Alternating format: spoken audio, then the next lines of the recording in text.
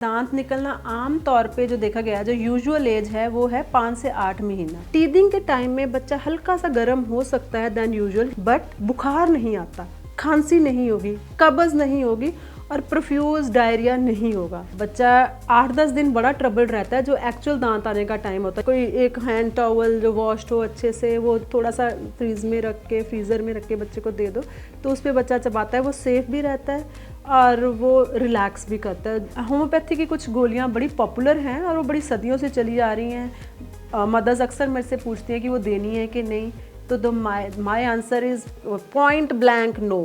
No मतलब no. जो भी चीज़ आपके बच्चे की नर्व्स को नम करने के लिए यूज़ की जा रही है वो कहीं ना कहीं नुकसान भी करेगी, तो हमने ऐसी कोई चीज़ यूज़ ही नहीं करनी है जिसका नुकसान का पोटेंशियल हो। नमस्कार, सेहतनामा देख रहे सभी दर्शकों का स्वागत। सेहतनामा में आज बात करेंगे बच्चों की टीदिंग ट्रबल्स पर। जब बच्चे दांत निकालते हैं तो माएँ भी परेशान, घर वाले भी परेशान और बच्चा, मासूम बच्चा जो 4-5-6 महीने का होता है वो सबसे ज़्यादा परेशान।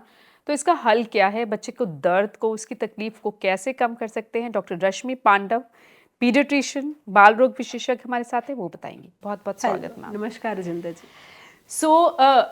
बच्चे का दांत निकलना सबसे बड़ी उस वक्त समस्या जो होती है, पेरेंट्स को भी होती है, बच्चा खुद परेशान हो रहा होता है, बहुत इम्पॉर्टेंट फेस होता है बच्चे की लाइफ का दांत निकलना। तो सबसे पहला सवाल ये बनता है कि कौन सी उम्र होती है जब बच्चे दांत निकालना शुरू करते हैं? अर्जिंदर जी, दांत निकलना आम तौर पे जो देखा गया जो यूजुअल एज है वो है 5 से 8 महीना, but it can be as early as 4 months और even 3 months and as late as 13 months also. मतलब 4 महीने से लेके 13 महीने तक आपके बच्चे का दांत कभी भी आ सकता है, एनी ऑफ दिस टाइम्स। और कोई भी दांत पहले निकल आता है, ऐसा होता है? नहीं, देखा गया है कि ज्यादातर पहले फ्रंट लोअर इंसाइजर्स आते हैं। अच्छा, आगे वाले दांत। नीचे के 2 दांत सबसे पहले आते हैं।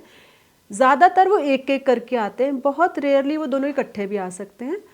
उसके बाद ऊपर वाले 2-4 दांत आते हैं, पर कई बार ये भी देखा गया है कि ऊपर वाले 2 दांत पहले आ जाएं, पर उसमें कोई प्रॉब्लम, दैट्स ओके। सबसे पहले क्रोनोलॉजी देखें तो सबसे पहले नीचे वाले 2 दांत, फिर ऊपर वाले 2 इंसाइजर्स, फिर देन साइड इंसाइजर्स, फिर देन नीचे वाले इंसाइजर्स, फिर पीछे वाली जाड़ें, देन कम द कैनाइन जिसको हम सुए बोलते हैं, and then the rest of the molars. तो ये करते करते पूरी प्रक्रिया को 2.5 से 3 साल तक लग सकते हैं टू कंप्लीट। शुरू होता है 4 से 8 महीने में, चल सकता है 2.5 साल तक। तब तक पूरे दांत निकल पूरा आते हैं। 20 दांत होते हैं, 20 दांत होते हैं प्राइमरी डेंटिशन के, जिसको दूध के दांत बोले जाते हैं, और ये झड़ते हैं आमतौर पे 6 से 7 साल की उम्र में, फिर नए आने का प्रोसेस शुरू हो जाता है। तो अब अगला सवाल ये कि किन सिम्टम से, लक्षण कौन से होते हैं कि पता चले कि बच्चा दांत निकालने वाला है? अक्सर मैंने देखा है, मेरी ओपीडी में पेरेंट्स आती हैं, मदर्स आती हैं, तो दूसरे तीसरे महीने में ना बच्चा ज़्यादातर क्या करता है, माउथिंग रिफ्लेक्स शो करता है। मतलब कि सब कुछ मुंह में डालने की कोशिश करता है, जो सामने आया मुंह में, अपना कंधा, आपका कंधा, अपना हाथ, pillow, whatever. But that essentially is not a sign of teething, that is the developmental mouthing reflex। वो एक कुदरत ने एक ऐसा डिज़ाइन किया है कि जो सामने है खाने का, टेस्ट करके देखने का, पकड़ के देखने का, ये क्या है ना।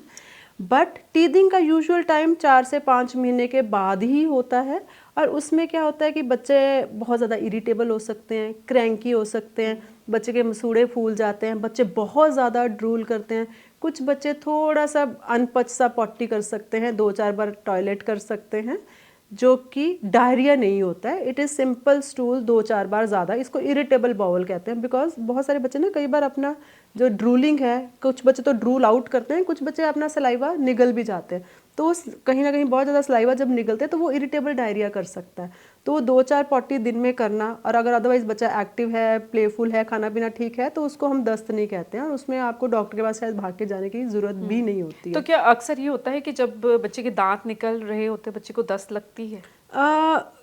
इट इज़ नॉट एग्जैक्टली दस्त, मतलब बहुत ज़्यादा ऐसे पतली लैट्रिन नहीं होती, पर हाँ थोड़ी सी अनपच, और 3-4 पॉटी, जो बच्चा एक करता था वो शायद 2-3 करने लग जाएगा, थोड़ा इरिटेबल बाउल हो जाएगा। कोई डरने की जरूरत नहीं, डरने की जरूरत नहीं होती है।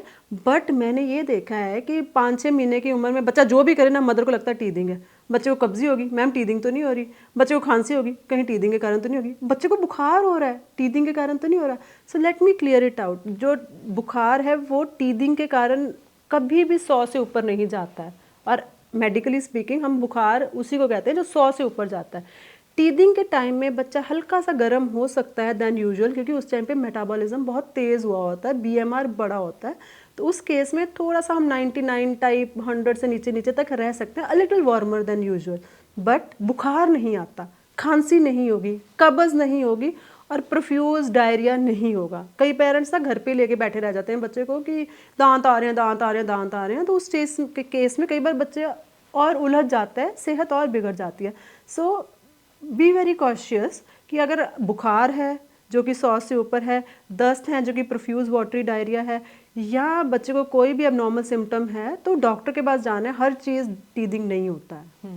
लेकिन कई बार बच्चे बहुत रोते हैं, है ना, इरिटेट होते हैं, परेशान होते हैं, यस शायद उन्हें दर्द भी हो रही होती है। यस देखो, टीदिंग प्रोसेस डेफिनेटली थोड़ा पेनफुल होता है, थोड़ा डिफिकल्ट टाइम होता है। वो टीदिंग ट्रबल्स वाली कहावत ऐसे ही नहीं बनी हुई, इसीलिए बनी कि एक्चुअली में बच्चे को प्रॉब्लम होती है। कुछ 10-1% बच्चे होते हैं जिनको कुछ नहीं होता है, पर 80-90% Maximum होती हाँ 80-90% बच्चों में कोई ना कोई सिम्टम आता है। किसी में बहुत ज़्यादा, कि कईयों के मसूड़े फूल ही जाते हैं, लाल दिखने ही लग जाते हैं, बच्चे इतना बाइटिंग करते हैं, कई बार आप हार्ड पेसिफायर दे देते हो, कई बार ब्लीड भी कर सकते हैं।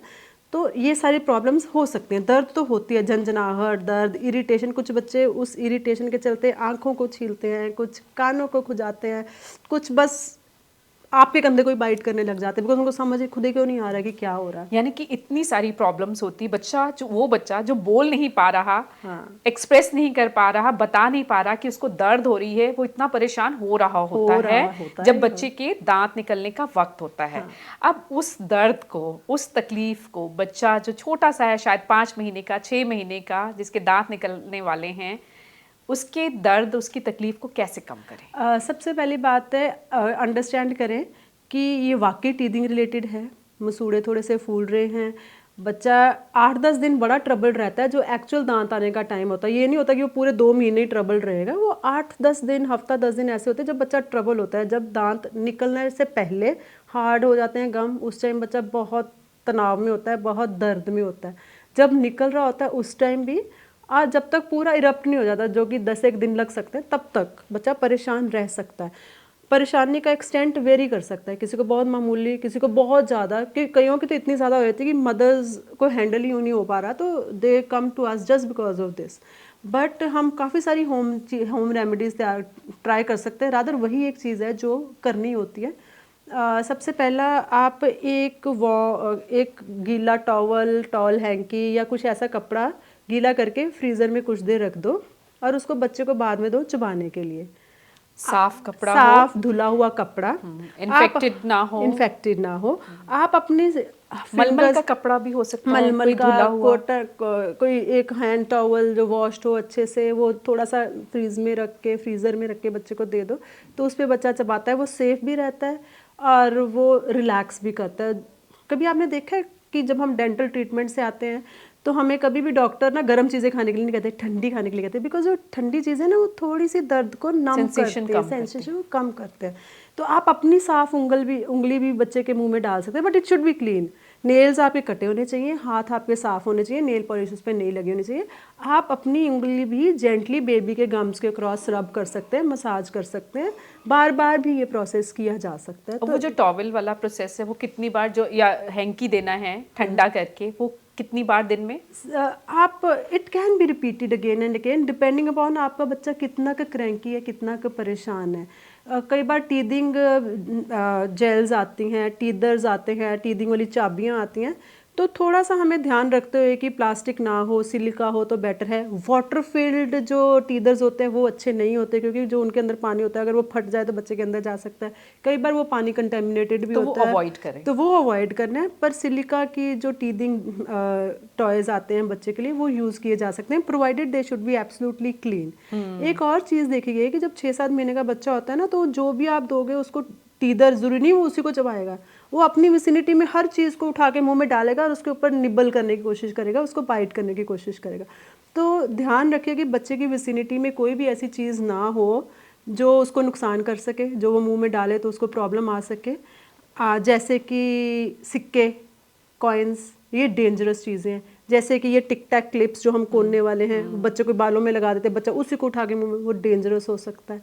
जैसे कि कुछ कलर चीज़ें हैं, पेंसिल है जिसके ऊपर पीछे कलर है, वो बच्चा खा सकता है, वो अच्छा नहीं है। जैसे कि बटन बैटरीज हैं, वो button battery is one of the most dangerous thing to be ingested. ये तो लाइफ थ्रेटनिंग भी हो सकती है, इससे अंदर अल्सर भी बन सकते हैं। सबको बच्चों से दूर रखना है।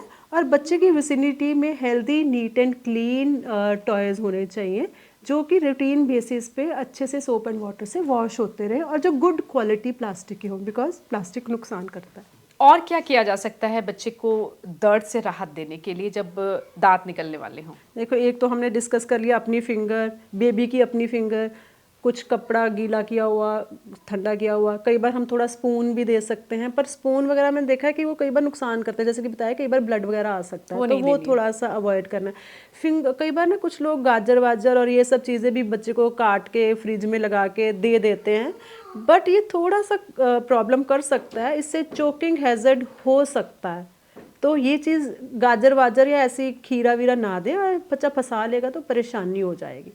अदर देन दैट हम पैरासीटामोल दे सकते हैं बच्चे को। अगर बच्चा बहुत ही परेशान हो गया कि ये सारी चीज़ें फेल हो गई, हैंडल ही नहीं हो रहा, माँ भी फ्रस्ट्रेट हो गई, बच्चा भी, और पूरा घर ही तनाव में चला गया कि करे क्या, तो ऐसी सिनेरियो में हम पैरासीटामोल या क्रोसिन वगैरह दे सकते हैं। वो भी बच्चे डॉक्टर को से पूछने के बाद कितना डोज देना है। हाँ, डोज हमारी पता होनी चाहिए हमें, गलत डोज में नहीं देना, पर वो दिया जा सकता है वंस इन अ वाइल। अच्छा, कुछ लोग घर में जैसे देसी घी लगा दिया या तेल लगा दिया, तो क्या वो करना चाहिए? देखो, ये चीज़ें बहुत हेल्प नहीं करती हैं। मैंने पहले भी बताया, आपकी अपनी उंगली जो कि अच्छे से साफ़ है वो यूज़ की जा सकती है। अगर बच्चा छोटा है अभी, तो हम तेल वेल ये वो चीज़ें नहीं लगाएं तो बेटर है। वो रिकमेंडेशंस में कहीं आता नहीं है, उसकी ज़रूरत भी नहीं पड़ती है, उसका फ़र्क भी नहीं पड़ता। अच्छा, कुछ लोग जेल लगाते हैं। ओके, हाँ, ये आपने अच्छा क्वेश्चन पूछा। टीदिंग जेल्स बड़ी कॉमन है।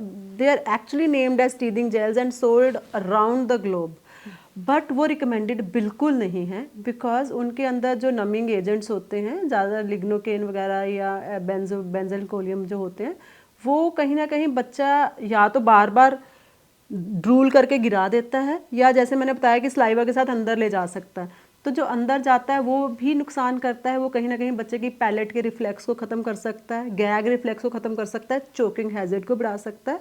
और वैसे भी देखा गया उसका फ़ायदा कुछ नहीं, क्योंकि वो तो ड्रूल ही करी जा रहा है और वो निकली जा रहा है। और तो वो जेल नहीं लगाने, आप एज अ बाल रोग विशेषज्ञ आप नहीं रिकमेंड करते हैं जेल को? As a mother and as a बच्चों का डॉक्टर मैं नहीं रिकमेंड करूँगी, और बिलीव मी, इसकी ज़रूरत भी नहीं पड़ती है।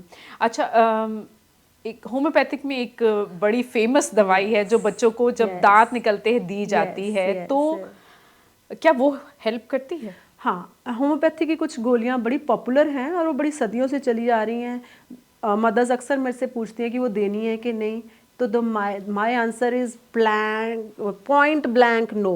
नो मतलब नो। अब अगला क्वेश्चन आता है, क्यों नो?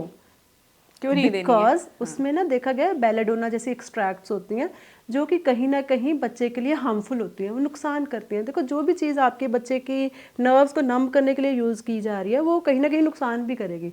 तो हमने ऐसी कोई चीज़ यूज़ ही नहीं करनी है जिसका नुकसान का पोटेंशियल हो। अच्छा, उसमें ऐसा कुछ है जो बेलेडोना कहते हैं जिसको, हाँ, नर्व्स को नम करता है, इसलिए थोड़ा सा आराम मिलता है, लेकिन वो नमनेस बच्चों के लिए ठीक नहीं है। हाँ, बच्चों के लिए ठीक नहीं है। खासकर बच्चा अगर उसको इंजेस्ट कर ले और कहीं वो ज़्यादा प्रोपोर्शन में हो जाए तो ज़्यादा नुकसान भी हो सकता है। So that is not recommended at all. बड़ी सारी मदर्स को ये जवाब थोड़ा सा हजम नहीं होता।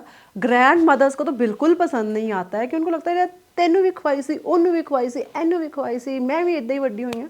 बट दैट डजेंट मीन कि that is the right thing. देखिए, जैसे जैसे हमें चीज़ों का पता चलता जाता है, जैसे जैसे मेडिकल साइंस इवॉल्व करती जाती है, तो हमें भी अपना थिंकिंग पॉइंट चेंज करते रहना चाहिए। हाँ, और जो भी हम बता रहे हैं वो साइंटिफिकली प्रूवन है कि वो उसका कोई फ़ायदा नहीं है, नुकसान शायद हो जाए। कुछ और टिप्स जाते जाते आप देना चाहें उन मदर्स को जिनके बच्चों के दांत निकलने वाले हैं? See, the first and the foremost tip for all the mothers is कि देखिए, दांत निकालने का प्रोसेस है, टीदिंग ट्रबल्स आएंगी, आपका बच्चा और आप परेशान होएंगे, बट ये आपके ऊपर डिपेंड करता है कि आप उसको कितना का लेते हो, कितना को उसको लाइटली लेते हो। अगर हमें पता है ना कि ये तो होना ही है, तो आप उसको you take it in your stride. आप उसको पार्ट ऑफ नॉर्मल लेके चलते हो। जितना ही सोचोगे ना हाई क्यों हो रहा है, हाई क्यों हो रहा है, हाई क्यों, उतना वो कहीं ज़्यादा हाईलाइट होकर नज़र आती है। सो फर्स्ट ऑफ ऑल ये मान के चलो कि ये तो होना ही है। और जो 2-4 घरेलू नुस्खे हमने बताए हैं उनको फॉलो करने से बहुत से बच्चे ईज आउट रहते हैं और कोई प्रॉब्लम ज़्यादा इतनी भी नहीं होती है। They are all manageable things. अच्छा, एक सवाल और रह गया कि अगर 13, जैसे आपने कहा कि 4-5 महीने से 13 महीने तक बच्चे के दांत निकलने शुरू हो जाते हैं, और अगर नहीं निकले तो क्या क्या किया जाए? अगर देखो 13 महीने तक यूजुअली बच्चे के दांत आ जाते हैं, बट दांत ना आना कई बार कुछ डेफिशिएंसीज का साइन होता है, जो कि आपके डॉक्टर, आपके पीडियाट्रिशियन बच्चों के डॉक्टर देख के बता सकते हैं कि इसमें वैसे ही कुछ डेफिशिएंसी लग रही है कि नहीं। कई बार कुछ हार्मोनल प्रॉब्लम्स होते हैं, थायराइड वगैरह के कारण भी कई बार डेंटिशन डिले हो सकती है। और कई बार वेरी रेयरली कुछ बच्चे ई डेंटुलस भी होते हैं जिनके दांत आते ही नहीं, है ना। तो ऐसे केस में a referral to a paediatric dentist जो कि बच्चों के दांतों के एक्सपर्ट होते हैं, उनके पास हम ज़रूर 13-14 महीने तक बच्चे को भेज देते हैं। 14 महीने के बाद अगर दांत नहीं आते हैं तो वो एक्सरे करके देख लेते हैं कि अंदर दांत दिख रहे हैं कि नहीं। अगर वो दिख रहे हैं तो फिर आने का टाइम 17 महीने भी हो सकता है, कोई चक्कर नहीं। तो उस टाइम पे फिर हम पीडोडोंटिस्ट के पास जाएंगे। सो टीदिंग प्रॉब्लम के साथ दांत निकल रहे हैं या माएँ परेशान हैं, आपके साथ अगर कंसल्ट पेरेंट्स करना चाहें तो कैसे कर सकते हैं? हाँ जी रजिंदर जी, मुझे मिलने के लिए आप पांडव फैमिली क्लिनिक पे मिल सकते हैं, जो कि फेज़ 10 मोहाली में सिचुएटेड है। इसका एड्रेस आपको गूगल पे भी मिल जाएगा। Right, thank you so much. और अपने दर्शकों को बता दो, अगले एपिसोड में दांतों से ही संबंधित, जब बच्चे के 2 दांत भी आ जाते हैं तब भी उनकी सफाई ज़रूरी है, क्यों ज़रूरी है और कैसे करें, उस पर विस्तार से हम बात करेंगे अगले एपिसोड में। बने रहिए सेहतनामा के साथ।